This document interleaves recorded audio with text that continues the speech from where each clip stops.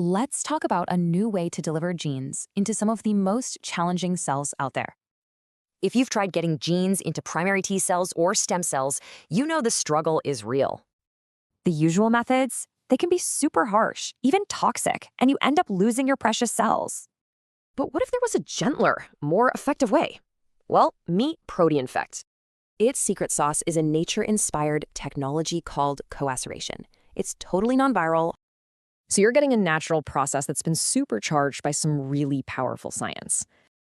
Okay, so how does it actually work? Let's break it down real quick.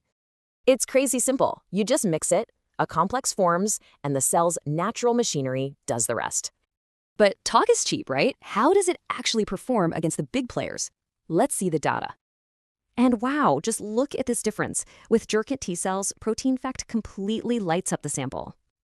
It even crushes it with large DNA cargo. That's where other reagents really tend to fail. And for primary T cells, you get really high efficiency and the expression is sustained for days. Okay, so it's gentle and it's efficient.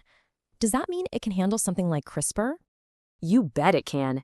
This data shows successful gene knockout in primary T cells, which is notoriously difficult.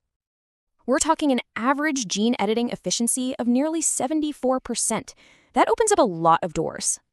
So the bottom line is, you get high efficiency, it's gentle on cells, and it's super versatile. When you put it all side by side, it's clear. You're not trading cell viability for efficiency anymore. So the real question is, what will you discover when gene delivery just isn't a limitation anymore?